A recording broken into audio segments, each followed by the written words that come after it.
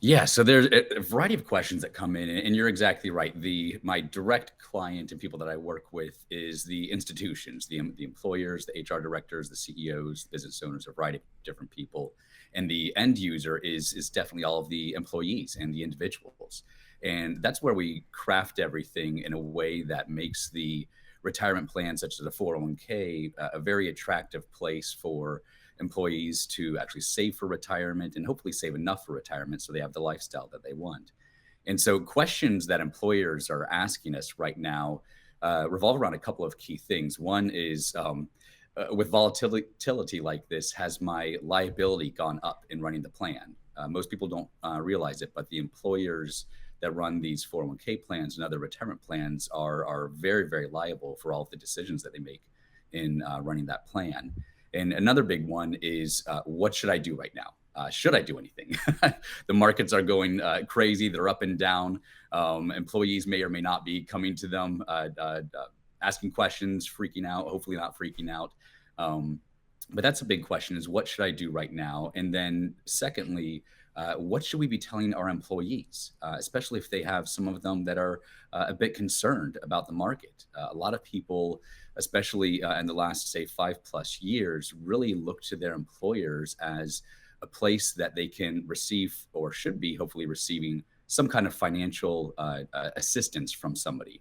Not necessarily the employer directly, because they're usually not experts in the field, but having somebody like myself or my firm or other individuals be able to help them with retirement and saving questions. David, you got a question for David Montgomery? Yeah, I do. Over the last decade, diversification was a dirty word, because all diversification did was dilute the amount of money you could make owning the S&P 500. Suddenly, diversification over the last number of months has started to make sense. International markets, maybe some bonds. Those guys ended up doing better than the all stock guys. Over the last 10 years, have everybody swung over to the equity side, or is the average investor in a 401k overexposed to the market given their age? That's a really interesting question there. And in a lot of cases, yes, people that are trying to create their mix of investments, their asset allocation themselves, typically it's not an appropriate asset allocation, and they are heavily equity in the equities. That's where, thankfully, in 401k plans, there's a new, or not a new, but a type of vehicle that has helped individuals that aren't necessarily investment savvy, or even those that are, really make that asset allocation decision a lot more simplified, and prevents them from being overly allocated to equities. And there's a couple of different key ways. One big way, which about 80% approximately of assets in retirement plans go into these nowadays, and that's something called a target date fund. And that's where, or TDF for short, and that's where there's a professional money manager that actually creates that asset allocation at an appropriate risk level in equities versus bonds and all of these sub asset classes for somebody retiring in XYZ date. These typically go by 5-year increments. So like 2020, 25, 30, 35, and so on.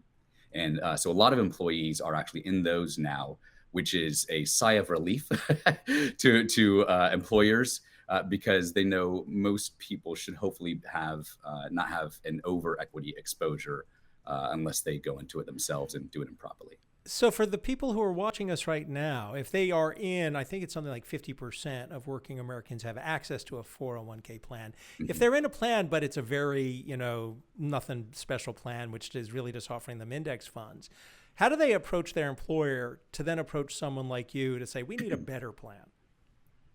That's a great, so really they just start off exactly like what you're saying there. They just approach their employer, they talk to their HR director usually, and just find out more about the options in the plan.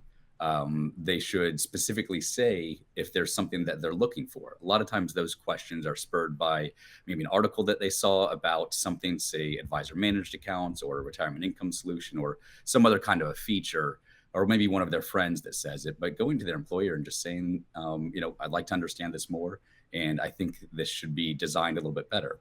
Amazingly, because employers design these plans with the features that are in there, they have can have a dramatic impact on people's retirement savings and thus retirement lifestyle, just on the basic decisions that they make. So they've actually got a pretty big responsibility in directing people's retirement lifestyles.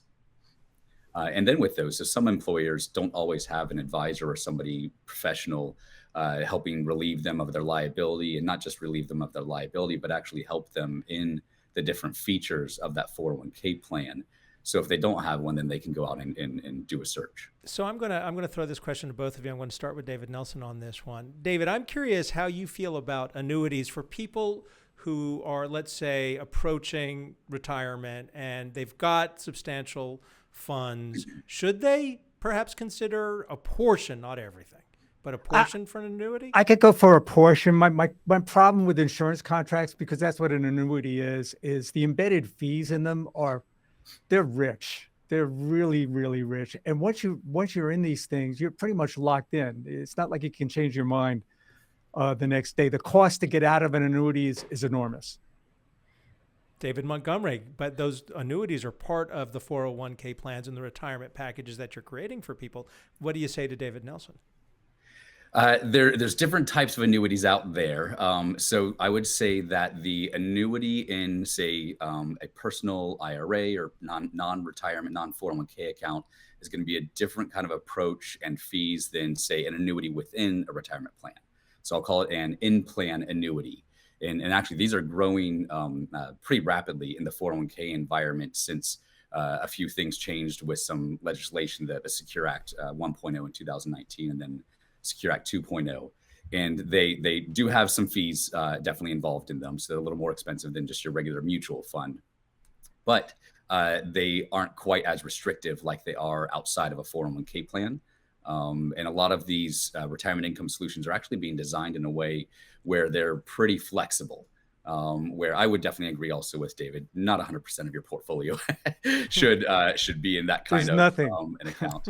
Yeah, but a portion. And it's interesting because actually across the country, when there's a lot of surveys being done on this, people are looking for some kind of guaranteed option within the 401k plan. There was actually some interesting studies done as well, where probably some of what David's thinking there too is the word annuity a lot of times has a negative sound to it. People are like, oh gosh, I don't want that. These have been, poorly sold, improper things, high fees, all that kind of thing. And but in these studies, they've been talking about the broad term of guaranteed income. And when they use the term annuity, people are like, oh gosh, I thought you liked me. Why would you be doing that to me? I thought you're my friend. But then when they just use the term of, say, defined benefit plan or pension plan, another form of guaranteed income, like, oh yeah, I would love that. And so just a change in the word. And so why I say that is in the 401k industry, they're shaping these retirement income solutions to be more defined benefit like, but in a more modern way, cleaned up. It's a word I haven't heard in a long time, defined benefit. It seems to have gone away. It does useless trivia here, but I think it's only 9% of the working age population has access to what we would all call a traditional private pension. Right. Yeah, it's very, very small. The defined benefit plans are a dying breed. But that's where, as time goes on, we're able to take that concept of defined benefit plan, because that's how things were before 401ks existed. Then all of the responsibility for retirement savings was now put in employees' hands to save for themselves, try to figure out, how should I be investing? Some of them are way too much in equities, like David was saying earlier, or way too conservative. And then how much should I be saving? Big question. And that's where employers have a big responsibility in what they do there. And so DB-izing, or defined benefitizing the 401k plan with retirement income solutions, is a growing trend, and really around the globe, actually, with these kinds of plans. So David Montgomery, let's wrap up. Two more questions for you. The first, we talked about the volatility that has everybody on edge. I'm curious, when you speak to potential clients about building these plans, what kind of questions are you anticipating, given that what we used to all just sleep on as a done deal is no longer a done deal, and I don't think many people are getting much sleep. So what are the questions you're anticipating as you go forward from your future clients? Sure. Future questions are around how might we help reduce the volatility of the investments in the plan. As we were talking about a little bit earlier, you can be all in equities, and asset allocation maybe was a dirty word the last 10 years, but now with more volatility, people are realizing that, okay, I would maybe like some active management to hopefully reduce some of that downside risk. So that's a big component of it. Also, from employers, what are the fees going to be like? That's a very, very, very common one. And how much of my day-to-day whirlwind can you offload from my plate? People are busier than ever and stretched more and more thin. So that's a big question they look for, is how much can be offloaded in addition to the liability and running the plan, because people just don't want it. Okay, and the last question for you, it's Adam Shapiro's Geography Tour of the United States. You're joining us from Tampa, and you and I talked about the Columbia, which is this restaurant that's been down there for over 100 years. Do you get the salad, or do you get the black beans and rice? Ooh, both. Okay. I like to eat.